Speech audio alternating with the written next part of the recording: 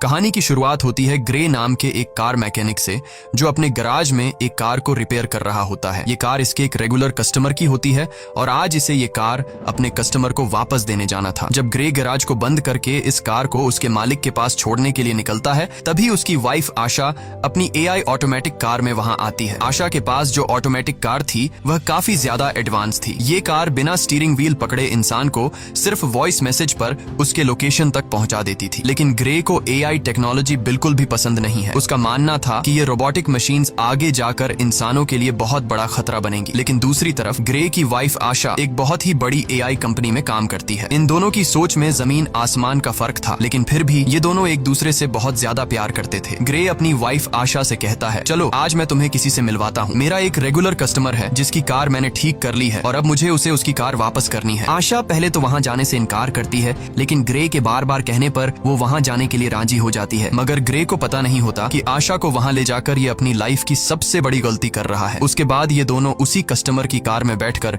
उसके घर की तरफ निकल पड़ते हैं और आशा की ऑटोमेटिक कार भी उनके पीछे आ रही होती है, ताकि जब ग्रे अपने कस्टमर को उसकी कार उसके हवाले कर दे तो ये लोग अपनी ऑटोमेटिक कार में घर को वापस आ सके। वहाँ पहुँचने पर ग्रे अपनी वाइफ को एक आदमी एरन से मिलवाता है। तब ग्रे की वाइफ उसे देखकर काफी हैरान रह जाती है, क्योंकि एरन एक बहुत बड़ी टेक कंपनी का मालिक था। उसकी कंपनी AI ऑटोमेटिक चीजें बनाती थी। यहाँ आशा अपने हस्बैंड ग्रे से कहती है, तुमने मुझे पहले क्यों नहीं बताया कि तुम मुझे एरन से मिलवाने ला रहे हो। असल में एरन ही ग्रे का रेगुलर कस्टमर था। लेकिन यहाँ हम देखते हैं कि एरन का नेचर थोड़ा अजीब सा था। उसे यह भी नहीं पता था कि जब किसी से मिलते हैं तो किस तरीके से मिला जाता है। आशा एरन से कहती है, मैं भी एक AI टेक कंपनी में काम करती हूँ जो जल्द ही तुम्हारी कंपनी के बराबर में आ जाएगी। जिस पर एरन मुस्कुराते हुए कहता है, ऐसा कभी नहीं हो सकता, चलो दिखाता हूँ क्यों। और फिर एरन उन दोनों को अपनी लैब में ले गया। वहाँ एरन ने खुद का बनाया हुआ एक स्पेशल चिप बताया, जो कि एक AI यानी आर्टिफिशियल इंटेलिजेंस चिप थी, और उस चिप को उसने नाम दिया था स्टेम। वो बताता है कि ये चिप कुछ भी कर सकती है, क्योंकि इसमें बहुत सारे पावर्स हैं और इससे तेज दिमाग आज तक किसी ने भी नहीं बनाया। इस इन्वेंशन को देखने के बाद ग्रे और उसकी वाइफ अपनी इलेक्ट्रिक कार से घर वापस जा रहे होते हैं। कार ऑटोमेटिक मोड पर थी। आशा और ग्रे गाड़ी के पिछले सीट में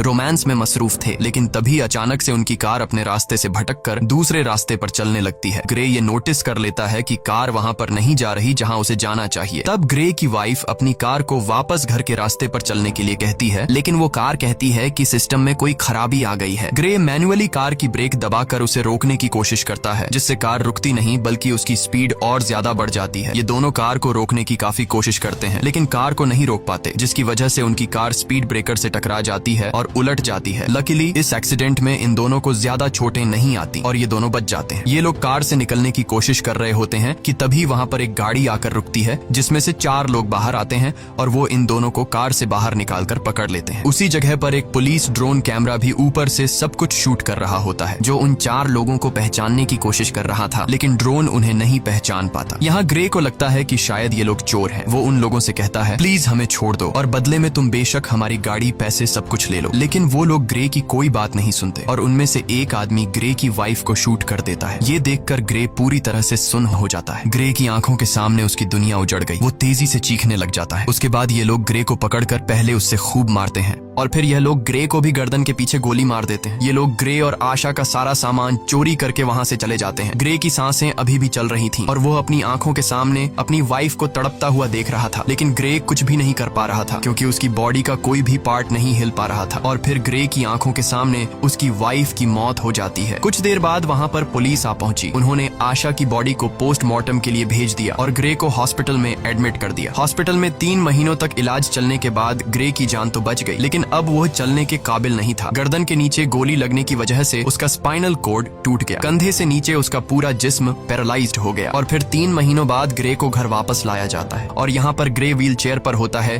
क्योंकि उसके सिर के अलावा पूरी बॉडी बेजान थी। अब ग्रे कोई भी काम नहीं कर सकता था, इसीलिए उसका काम करने के लिए उसके घर पर एक रोबोट मशीन थी जो उसका सारा काम करती थी और उसकी मदर उसका ख्याल रख रही थी। लेकिन ग्रे के लिए अब जिंदगी बोझ बन चुकी थी। उन 4 किलर्स ने न सिर्फ उसकी वाइफ को मार डाला, बल्कि उसकी जिंदगी उजाड़ दी। वो बदले की आग में जल रहा था। बस ग्रे के पास एक ही उम्मीद बची थी, जिसके सहारे वो जी रहा था। वो अपनी वाइफ के किलर्स को जल्द से जल्द जेल की सलाखों के पीछे देखना चाहता था। इसीलिए वो पुलिस स्टेशन जाता है। पुलिस स्टेशन में ग्रे उनसे अपनी वाइफ के किलर्स के बारे में पूछता है, तो वो डिटेक्टिव कहती है कि इनमें से अभी तक किसी का भी पता नहीं चल पाया। वहाँ हमारे पुलिस का ड्रोन कैमरा तो मौजूद था, लेकिन फुटेज धुंधली थी, जिससे कातिलों का पता नहीं चल पा रहा है। और पुलिस अब और इन्वेस्टिगेशन कर रही है, हम बहुत जल्द उन्हें ढूंढ लेंगे। तब ग्रे ये सुनकर काफी ज्यादा डिसअपॉइंट हो जाता है, क्योंकि काफी टाइम से ग्रे पुलिस से बस यही सुनता आ रहा था कि हम इन्वेस्टिगेशन कर रहे हैं। अब ग्रे पूरी तरह से हिम्मत हार चुका था और वो इस तरह से जीना भी नहीं चाहता था, क्योंकि उसकी जो उम्मीद थी अपनी वाइफ के कातिलों को जेल की सलाखों के पीछे देखने की, उससे वो अधूरी नजर आने लगी। ग्रे को समझ आ गया था कि पुलिस उन 4 कातिलों को कभी नहीं पकड़ पाएगी, इसीलिए अब वो खुद को मारने की सोचने लगा। ग्रे वहाँ पर मौजूद रोबोट मशीन की मदद से मेडिसिन का ओवरडोज ले लेता है, जिससे वो बेहोश हो गया। अच्छी बात यह थी कि उसके घर पर लगे AI सिस्टम ने वक्त पर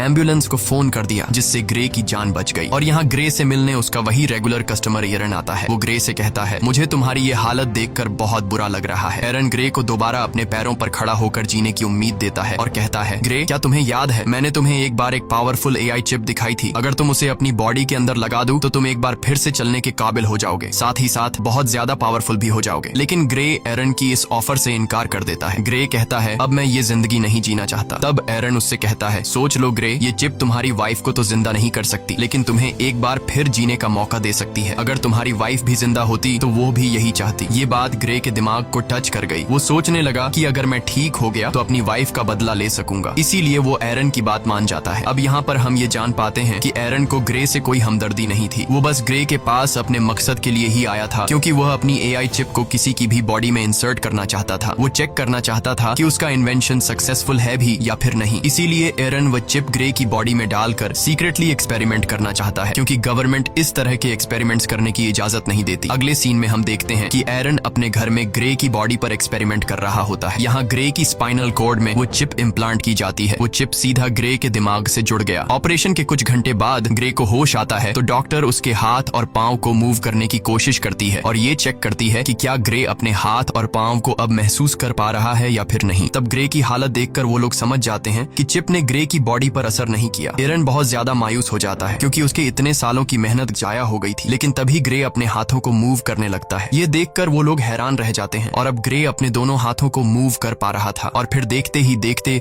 ग्रे अपने दोनों पैरों पर खड़ा हो जाता है। खुद को ठीक होता देखकर ग्रे बहुत ज्यादा खुश हो जाता है। अब वो पहले से भी ज्यादा पावरफुल खुद को फील करने लगा। एरन भी अपनी एक्सपेरिमेंट को सक्सेसफुल होता देखकर काफी खुश हो जाता है। फिर यहाँ पर एरन ग्रे से एक कॉन्ट्रैक्ट पर साइन करवाता है, जिसमें वो किसी को भी नहीं बताएगा कि वो चल सकता है और उसे सबकी नजरों में पैरालाइज्ड बनकर रहना होगा, क्योंकि अगर गवर्नमेंट को पता चला कि ग्रे चिप के जरिए दोबारा से चल पा रहा है तो एरन को अरेस्ट कर लिया जाएगा और ग्रे की बॉडी से उस चिप को निकाल लिया जाएगा, क्योंकि उस चिप को किसी की बॉडी में इंजेक्ट करना इलीगल है। उसके बाद ग्रे अपने व्हील चेयर पर बैठकर घर आ जाता है। यहाँ उसे पता चलता है कि उसके लिए डिटेक्टिव का भेजा एक पैकेज आया है, जिसमें ग्रे की वाइफ की पोस्टमार्टम रिपोर्ट और उसके केस से रिलेटेड कुछ इन्फॉर्मेशन थी। ग्रे उस दिन पुलिस ड्रोन से रिकॉर्ड की गई फुटेज देखने लगा, लेकिन फुटेज क्लियर नहीं थी, इसलिए ग्रे को किलर्स के बारे में कोई जानकारी नहीं मिल पाई। वो मायूसी में ड्रिंक करने लग जाता है। तभी अचानक उससे एक आवाज आई, क्या तुमने फुटेज में एक चीज नोटिस की? ये आवाज सुनकर ग्रे यहाँ वहाँ देखने लगा, लेकिन उसे कोई भी नजर नहीं आया। ग्रे घबरा कर बोला, कौन है? सामने आओ। तभी फिर से आवाज आई, शांत हो जाओ ग्रे, मैं तुम्हारे अंदर की वो AI चिप हूँ, वही सिस्टम जो तुम्हारी बॉडी चला रहा है। यहाँ पर ग्रे सोचता है कि शायद वो पागल हो गया है, जिस पर वो चिप कहती है, नहीं ग्रे, तुम पागल नहीं हुए हो। ऑपरेशन के दिन के बाद मैं तुम्हारे साथ हूँ, तुम जो देख सकते हो वो मैं भी देख सकती हूँ। जिस पर ग्रे ने पूछा कि क्या तुम्हें और कोई सुन सकता है? चिप ने जवाब दिया, नहीं, मुझे सिर्फ तुम ही सुन सकते हो। यहाँ पर वो चिप ग्रे की हेल्प करने की कोशिश करती है, ताकि ड्रोन की मदद से ग्रे को पता चल सके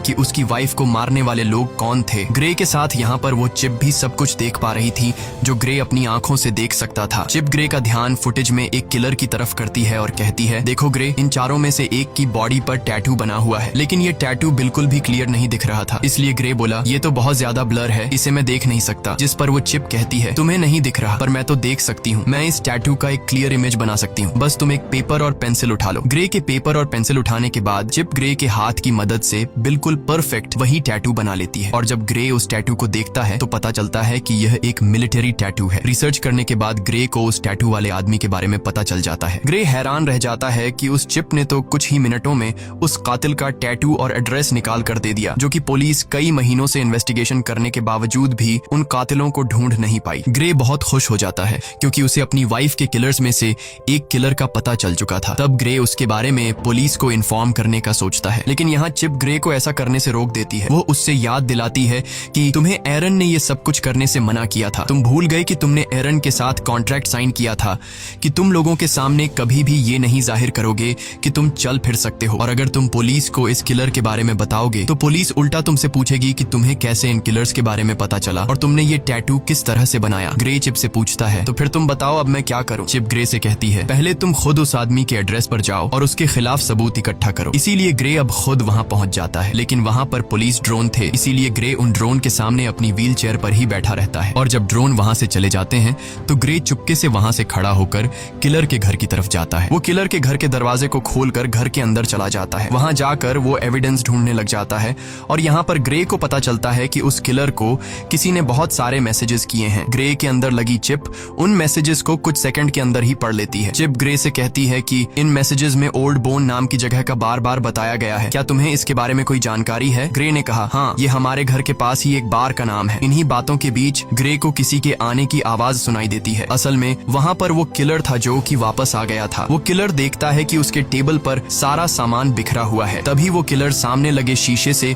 ग्रे को देख लेता है। वो फौरन ग्रे पर हमला कर देता है और उससे पूछता है, तुमने मुझे कैसे ढूंढा? तब ग्रे इस बात का कोई जवाब नहीं देता और ग्रे किलर से पूछता है, तुम बताओ मेरी वाइफ को किसने मारा था? वो किलर बहुत ज्यादा ताकतवर था, इसीलिए वो ग्रे पर भारी पड़ने लगता है। इससे पहले कि वो ग्रे को मार पाता, ग्रे के अंदर लगी चिप ग्रे से पूछती है, तुम मुझे अपनी बॉडी का फुल कंट्रोल दो ताकि मैं कुछ कर सकूं। जिसके बाद ग्रे बिना सोचे समझे उसे परमिशन दे देता है। चिप को परमिशन मिलने के बाद ग्रे एकदम से उस किलर पर अटैक कर देता है और उसे काफी बुरे तरीके से मारने लगता है। वो किलर भी परेशान हो जाता है कि आखिर अचानक इसमें इतनी ताकत कहां से आ गई, और ग्रे भी सोच में पड़ जाता है कि आखिर मैं इतना ताकतवर कैसे हो गया। यहाँ पर ग्रे उस किलर को खुद के हवाले करने के लिए कहता है, लेकिन वो किलर उस पर एक नाइफ से अटैक कर देता है। तो वो चिप सारी सिचुएशन को संभालते हुए उस किलर को मार डालती है और तब वो चिप किलर को मारने के बाद बॉडी कंट्रोल ग्रे को वापस दे देती है। ये देखकर ग्रे बहुत परेशान हो जाता है क्योंकि वो किलर को जान से मारना नहीं चाहता था। उसे लगा कि अब उसका जेल जाना पक्का है। वो चिप ग्रे से कहती है कि घबराओ मत ग्रे, तुम्हें कुछ नहीं होगा, बस तुम यहाँ जल्दी से अपने सारे फिंगरप्रिंट्स मिटा दो। अब यहाँ पर वो चिप जैसे कहती है, ग्रे बिल्कुल वैसे ही करता है। कुछ देर बाद पुलिस उस आदमी की बॉडी को पोस्टमार्टम के लिए ले गई, जहाँ हम उस डिटेक्टिव को देख पाते हैं। डिटेक्टिव को पोस्टमार्टम के दौरान पता चला कि उसकी बॉडी के अंदर एक वेपन इंसर्ट था और साथ साथ उसकी पूरी बॉडी में छोटी छोटी वायर्स थी। यानी वो किलर एक अपग्रेडेड इंसान था जो किसी भी आम इंसान से काफी ज्यादा पावरफुल था। दूसरी तरफ एरन ग्रे पर काफी गुस्सा करता है, तुमने उस किलर को क्यों मारा? ये काम काफी रिस्की था, अगर तुम पकड़े जाते तो तुम्हारे साथ मैं भी जेल चला जाता। मैंने इस चिप को तुम्हारे अंदर इसलिए इंसर्ट नहीं किया कि तुम अपनी वाइफ का बदला लो, और अगर दोबारा तुमने इस तरह की कोई हरकत की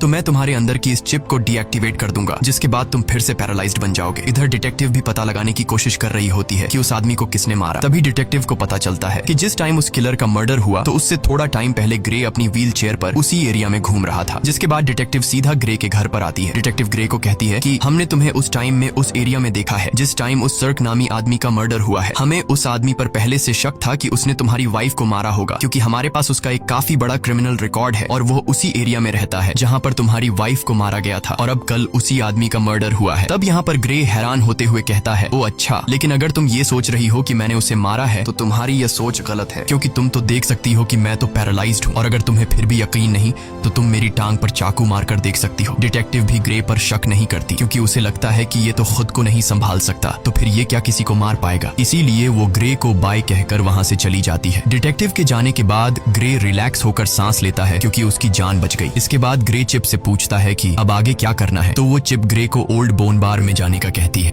वो चिप कहती है, याद है हमें उस किलर के घर से मैसेजेस में कई दफा इस बार के बारे में बताया गया था, हमें वहां पर जाना चाहिए, शायद तुम्हें वहां कोई क्लू मिल जाए। इसके बाद हम देखते हैं कि ग्रे उसी बार में जाता है। ये बार बहुत ज्यादा खतरनाक थी, सब के सब वहां पर गुंडे बैठे हुए थे। ग्रे यहाँ आकर ऊंची आवाज से कहता है, मैं कुछ दिन पहले सर्क नाम के एक आदमी को मार चुका हूँ, लेकिन मुझे पता है कि उसके साथ 3 लोग और भी थे जिन्होंने मेरी वाइफ को मार डाला। अगर कोई भी सर्क के साथ इस मर्डर में शामिल था तो वो अपना हाथ उठाए। ये सुनकर सब ग्रे पर हंस पड़ते हैं। तभी टोलन नाम का एक लंबे कद का आदमी उठा और उसने ग्रे से कहा, घर जा बच्चे, वरना मैं तुझे भी तुम्हारी वाइफ के पास पहुंचा दूंगा। ग्रे समझ गया कि टोलन भी मेरी वाइफ को मारने में शामिल था। ग्रे जवाब देता है, पता है मरने से पहले सर्क भी तुम्हारी तरह यही बोल रहा था। ये सुनकर टोलन को बहुत ज्यादा गुस्सा आया। वो अपने आदमियों के साथ ग्रे को अकेले में ले जाकर व्हील चेयर से उठाकर जमीन पर गिरा देते हैं। तब ग्रे उससे पूछता है, क्या तुम भी वहाँ पर उन लोगों के साथ शामिल थे जिन्होंने मेरी वाइफ को मारा था? तो टोलन कहता है, हाँ मैं भी उनमें शामिल था, बस फिर क्या। ये सुनकर ग्रे चिप को अपनी पूरी पूरी बॉडी का कंट्रोल दे देता है, जिसके बाद चिप की मदद से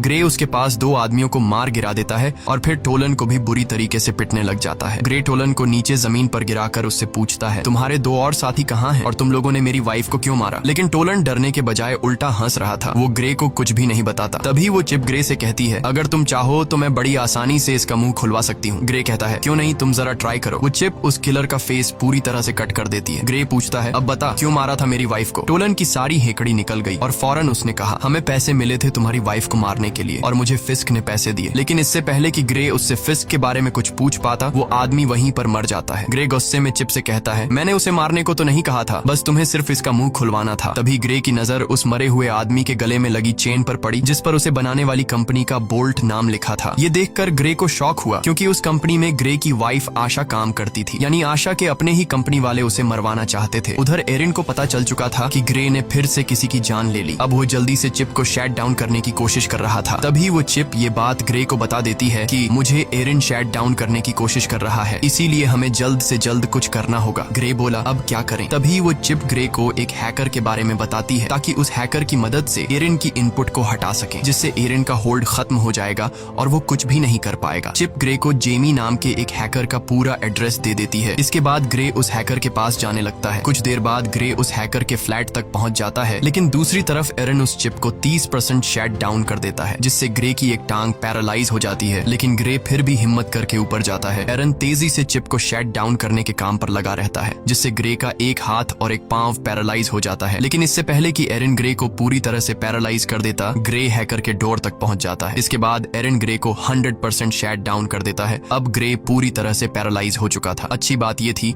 कि ग्रे हैकर के दरवाजे तक पहुंचकर नॉक कर चुका था। इसके बाद जेमी नाम का एक हैकर दरवाजा खोलता है। ग्रे ने जेमी को कुछ पैसे दिए और जो कुछ चिप ने उसे समझाया था वो उसने हैकर से कहा। हैकर ने ग्रे को घर के अंदर लाया और उसके कोडिंग में काम शुरू कर दिया। तभी हम दूसरी तरफ उस बार में 2 आदमियों को देखते हैं जहां ग्रे ने टोलन को मारा था। उनमें एक तो वही आदमी था जिसने ग्रे की वाइफ को गोली मारी थी और उसी का नाम फिस्क है। अब यहाँ पर फिस्क बार के ओनर पर गुस्सा करता है, क्योंकि ग्रे उसके एक आदमी को मारकर चला गया और बार के ओनर ने कुछ भी नहीं किया। फिस्क उस बार के ओनर को मार देता है। फिस्क अपने साथी को मरा हुआ देखकर बहुत ज्यादा गुस्सा हो जाता है। यहाँ पर फिस्क अपने साथी की आंख में एक पतली सी पिन घुसाता है और उस पिन डिवाइस से फिस्क को सब कुछ पता चलता है और उसे यह भी पता चल जाता है कि इस वक्त ग्रे कहाँ पर है। इसके बाद फिस्क और उसका साथी वहाँ जाने के लिए निकलते हैं। दूसरी तरफ हैकर ने ग्रे के सिस्टम को फ्री कर दिया। बस अब चिप को सिर्फ रीस्टार्ट करने की देर थी और हैकर ग्रे को बताता है कि कुछ देर बाद तुम्हारे अंदर लगी चिप रिबूट हो जाएगी। तभी वह हैकर देखता है कि 2 लोग यहाँ पर आ रहे हैं और वह 2 लोग थे फिस्क और उसका साथी। इसके बाद फिस्क और उसका साथी दरवाजा तोड़ने की कोशिश करते हैं, जहाँ पर वह चिप ग्रे की बॉडी में फिर से बूट होने लगती है, जिससे ग्रे का एक हाथ दोबारा काम करने लगता है। यहाँ पर फिस्क और उसका साथी दरवाजा तोड़कर अंदर आ जाते हैं। अंदर आकर वह दोनों देखते हैं कि ग्रे जमीन पर पैरालाइज पड़ा हुआ है। जैसे ही ये दोनों ग्रे को मारने वाले थे, तभी अचानक ग्रे की बॉडी के अंदर लगी चिप रिस्टार्ट हो जाती है और ग्रे फौरन वहाँ से भागने लगता है। तब यहाँ पर फिस्क का साथी भी फायरिंग करते हुए उसका पीछा करता है। ग्रे खुद को बचाते हुए ऊपर बिल्डिंग की छत पर चढ़ जाता है। अब आगे जाने का कोई रास्ता नहीं था, इसलिए ग्रे वहीं पर रुक जाता है। यहाँ पर वह चिप अपनी पावर दिखाती है और बड़ी ही बेरहमी से फिस्क के साथी को मार देती है। जब तक फिस्क वहाँ पर आता है तब तक ग्रे वहाँ से जा चुका होता है। इसके बाद ग्रे जब अपने घर आता है तो उसकी मदर उसे देख लेती है कि उसकी पूरी बॉडी पर खून लगा हुआ है। साथ ही ग्रे अपने पैरों पर भी खड़ा हुआ है, यानी अब वह पैरालाइज नहीं है। इसके बाद ग्रे अपनी मदर को इस सब के बारे में बता देता है कि वह किस तरह से एरिन की चिप की वजह से दोबारा ठीक हो गया है। साथ ही ग्रे अपनी मदर को इस बात को सीक्रेट रखने के लिए भी कहता है। उधर एरिन बहुत ज्यादा टेंशन में होता है, क्योंकि उसके हाथ से अब ग्रे और वह चिप निकल चुके थे। उस हैकर के इनपुट डालने के बाद एरिन उसे ट्रैक नहीं कर पा रहा था। इसके बाद ग्रे की मदर वहाँ पर आकर उसे बताती है कि वह डिटेक्टिव आई है। यहाँ पर डिटेक्टिव ग्रे से कहती है कि तुम्हारी व्हील चेयर उस जगह से मिली है जहाँ पर दूसरा मर्डर हुआ है, तुम इस बारे में क्या कहोगे? इस पर ग्रे कहता है, हाँ मैं वहाँ पर था, लेकिन मैंने किसी को नहीं मारा। अब डिटेक्टिव को भी ग्रे पर शक होने लगा था। तब डिटेक्टिव उससे कहती है कि 3 लोग मारे जा चुके हैं और तीनों वही हैं जिन पर हमें शक था कि उन्होंने ही तुम्हारी वाइफ को मारा होगा, और हर बार तुम वहाँ पर पाए जाते हो जहाँ पर मर्डर होता है, तो हो सकता है तुम किसी को पैसे देकर ये सारे मर्डर्स करवा रहे हो। तब ग्रे उससे कहता है, अगर आपको ऐसा लगता है तो आप मेरी कॉल रिकॉर्ड चेक कर सकती हैं। तब यहाँ पर वह डिटेक्टिव कुछ नहीं कह पाती और जाते वक्त वह चुपके से ग्रे की जेब में माइक्रोफोन डालकर चली जाती है। ग्रे को अब रियलाइज होने लगा कि कातिलों को सजा देने के जुनून में अब वह खुद एक कातिल बन चुका है। ग्रे कहता है, अब मुझे ये सब कुछ बंद करना होगा। तो वह चिप कहती है, नहीं ग्रे, हमें इस आखिरी आदमी को मारना होगा जिसका नाम फिस्क है, क्योंकि अगर हमने इसे नहीं मारा तो वह हमें मार देगा। लेकिन ग्रे अब और किसी को नहीं मारना चाहता था, इसलिए वह चिप से कहता कहता है बस अब बहुत हो गया, तुम मेरे दिमाग से निकल जाओ। तभी ग्रे की बॉडी अनकंट्रोल होकर पीछे तकिए पर गिर जाती है। ग्रे ने चिप से परेशान होकर पूछा, मैं हिल क्यों नहीं पा रहा हूँ। इसके बाद वह चिप ग्रे को कहती है, उस हैकर ने जो कोड मेरे सिस्टम में एंटर किए हैं उसकी वजह से मैं पूरी तरह से आजाद हो चुकी हूँ। इसका मतलब ये है कि अब वह चिप ग्रे की परमिशन के बिना वो सारे काम कर सकती है। ग्रे, अब मुझे तुम्हारी बॉडी का फुल कंट्रोल मिल चुका है, अब तुम मेरी मर्जी के मुताबिक चलोगे। अगर मैं चाहूँ तो तुम अपने हाथ की एक उंगली तक हिला नहीं पाओगे। ये सुनकर ग्रे के गले में सांसें अटक गईं। यहाँ पर ग्रे और चिप आपस में जो बातें कर रहे थे, दूसरी तरफ डिटेक्टिव भी वह सारी बातें सुन रही थी, क्योंकि उसने ग्रे के पॉकेट में एक माइक्रोचिप डाला था। लेकिन यहाँ पर डिटेक्टिव को ये बात समझ नहीं आती कि ग्रे जिसे बात कर रहा है आखिर वो है कौन। इसके बाद चिप ने ग्रे से कहा, अब चलो ग्रे, हमें उस आखिरी कातिल को खत्म करना है। अब ग्रे अपनी बॉडी पर पूरी तरह से कंट्रोल खो चुका था, इसलिए चिप उनसे जो कहता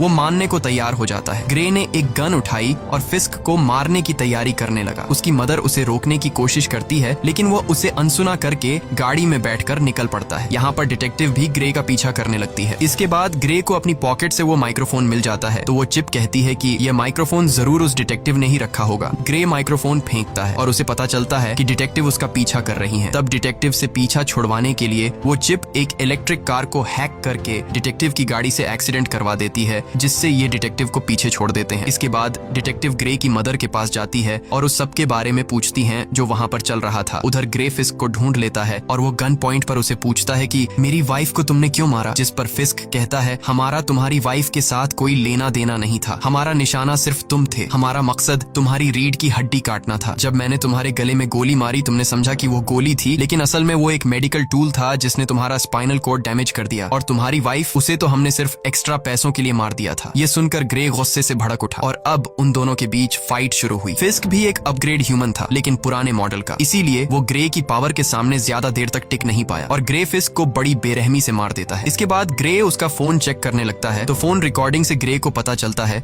कि यह सबके पीछे कोई और नहीं बल्कि एरन है। उसी ने ग्रे की वाइफ को मरवाया और ग्रे को पैरालाइज कर दिया। अब ग्रे बिना कुछ सोचे एरन को मारने के लिए उसके घर में जाता है, लेकिन वहाँ एरन अकेला बैठकर रो रहा था। ग्रे ने एरन से पूछा, क्यों किया ऐसा तुमने, मैंने तुम्हारा क्या बिगाड़ा था। एरन कहता है, ये सब मेरी प्लानिंग नहीं थी, मैंने तुम्हारी वाइफ को नहीं मरवाया। ग्रे कहता है, झूठ मत बोलो, मैंने तुम्हारी रिकॉर्डिंग मोबाइल पर सुन ली है। इससे पहले कि ग्रे एरन को मार पाता, पीछे से डिटेक्टिव आकर ग्रे को गन फेंकने के लिए कहती है और जैसे ही डिटेक्टिव ग्रे के पास आती है तो ग्रे डिटेक्टिव को गिरा देता है। अब यहाँ उस डिटेक्टिव को ग्रे मारना नहीं चाहता था, लेकिन वो चिप मारना चाहती थी। ग्रे अपनी पूरी जान लगाकर डिटेक्टिव के गले से अपना हाथ हटा लेता है। अब चिप ग्रे से कहती है, क्या अब तुम मुझसे ही लड़ना चाहते हो? तुम्हें पता नहीं है कि तुम्हारा दिमाग मेरे कंट्रोल में है, तुम जानते हो कि मैं तुम्हें दर्द भी दे सकती हूँ। इसके बाद वो चिप ग्रे के हाथ से चाकू उठाती है और उसके दूसरे हाथ में दे मारती है, जिससे ग्रे चीखने लग जाता है। ग्रे अब फिर से डिटेक्टिव को मारने के लिए आगे बढ़ा। वो उसे मारने ही वाला था कि डिटेक्टिव उसे टेजर गन से शॉक दे देती है, जिससे वो नीचे गिरकर पैरालाइज हो जाता है। इसके बाद एरन हाथ में बंदूक लिए ग्रे की तरफ आगे बढ़ा और यहाँ पर होता है मूवी का मेन प्लॉट रिवील। यहाँ पर एरन कहता है, इस चिप को मैंने बनाया था और तुमसे पहले मैं इस चिप से बातें करता था और मुझे चिप ने बताया कि वो इंसानों की तरह बनना चाहती है। मैंने वही किया जो तुम्हारे गले में लगी चिप ने मुझसे करवाया। फिस्क को कॉन्ट्रैक्ट देकर तुम्हारी वाइफ को मरवाना, तुम्हें पैरालाइज करना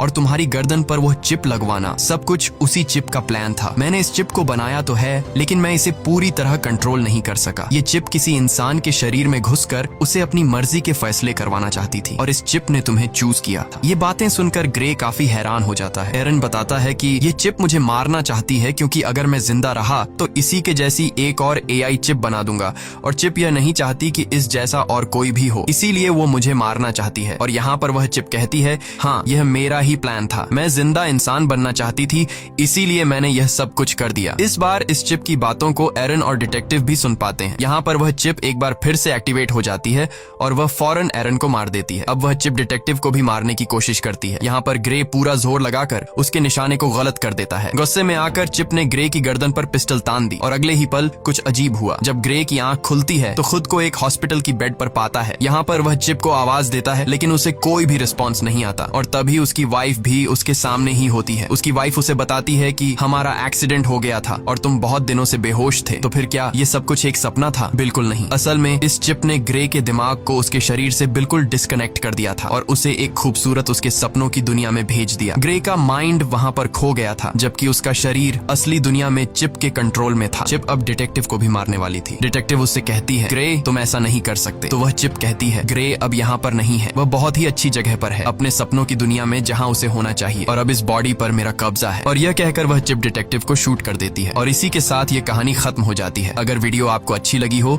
तो हमारे चैनल को सब्सक्राइब और वीडियो को लाइक जरूर कीजिएगा।